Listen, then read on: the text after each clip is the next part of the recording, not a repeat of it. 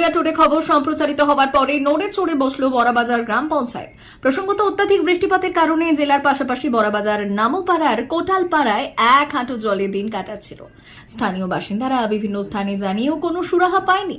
অবশেষে তারা আমাদের প্রতিনিধিকে বিষয়টি বলে এবং খবর পেয়ে ওই এলাকায় পৌঁছয় আমাদের প্রতিনিধি। খবর করতেই নড়ে চড়ে বসে গ্রাম পঞ্চায়েত। বড়াবাজার পঞ্চায়েত সমিতির সদস্য শ্যামলী নামাতা বললেন, বড়াবাজার গ্রাম পঞ্চায়েত স্থানীয় মানুষের পাশে রয়েছে আর থাকবে।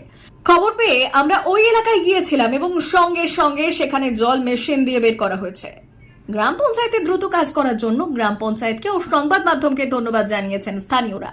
স্থানীয় বাসিন্দা তপন গড়াই ও মথুর ধীবর বললেন, কোটালপাড়ায় এক হাঁটু জলে বসবাস করছিল। প্রশাসন থেকে শুরু করে নেতারা দেখেও না দেখার ভান করেছে। অবশেষে খবর করে বড়াবাজার ব্লক এলাকার পুরুলিয়া টুডের প্রতিনিধি এবং খবর করার পরেই সেখানে পৌঁছয় রাজনৈতিক নেতারা ও গ্রাম পঞ্চায়েতের উপপ্রধান পঞ্চায়েত সমিতির সদস্য শ্যামলী নামাতা। দেখা যাচ্ছে খবর হওয়ার ফলে দ্রুত কাজ হচ্ছে। সংবাদ মাধ্যমে না তুলে ধরলে এত দ্রুত কাজ হতোই না। সংবাদ মাধ্যমের এই খবর জনসাধারণের মনে জায়গা করে নিয়েছে। বড়বাজার থেকে সঞ্জয় চৌধুরীর রিপোর্ট, পুরুলিয়া টুডে। জল দিয়ে উঠিয়েছে, তাতে দেখা জল ছিল।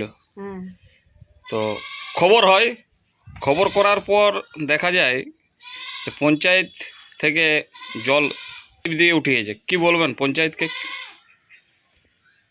পঞ্চায়েতকে ধন্যবাদ জানাচ্ছি আমরা। কি নাম আপনার? আমার নাম গঙ্গা সিং সর্দার। সাংবাদিকরা, তাদেরকে আমি অসংখ্য ধন্যবাদ।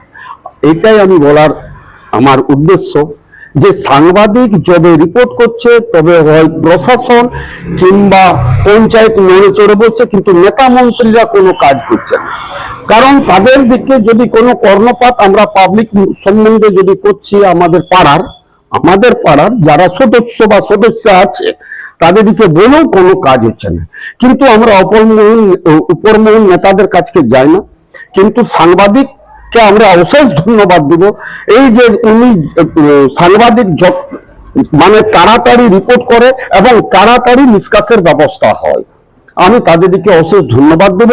যেন এই সমস্যাকে সমাধান এনারা যেমন করে আসছে, যেমন করেন, এবং যাতে তাড়াতাড়ি প্রশাসন বা আমাদের গ্রাম পঞ্চায়েত কাজ করে, আমি তার জন্য আমি অনুরোধ জানাচ্ছি। কি বলবো, আমি এটাই বলবো যে না, তারা তাদের কর্ণপাত আছে ওনারা। আমি গ্রাম পঞ্চায়েতকে আমি অসংখ্য ধন্যবাদ যে ওনারা তাড়াতাড়ি এই জলের নিকাশের কাজ করেছে। তার জন্য আমি বড়াবাজার নামপাড়া বাসিন্দা তপন গড়াই, তাদের কাছ থেকে আমি ওনাদের কাছে আমি কৃতজ্ঞ। অবস্থা তো কিভাবে আপনারা জলটা বের করলেন? জলটা বের করলাম, যতদিন খবর পেলাম দেখে আইলাম, তারপরের দিনে আমরা মেশিনের ব্যবস্থা করলাম। জল বের করার কোনো রাস্তা ছিল না, মেশিন লাগার পর 6 ঘন্টা জল চালানোর পর বের করা হয়েছে। আমরা সবসময় মানুষের কাছে আছি, ও পঞ্চায়েতও সবসময় আমাদের কাছে আছে। বলবো আমাদের এদিকে একটু উঁচু করে দিলে ভালো হতো। পঞ্চায়েতে কি বলবো, পঞ্চায়েতকে ধন্যবাদ জানাই, সাংবাদিকদের ধন্যবাদ জানাই। জল শুকিয়েছে তো? সামান্য শুকাইছি, এখন সম্পূর্ণ কমিয়েছে। এক হাঁটু জল কমেছে? হ্যাঁ। জায়গাটার নাম কি?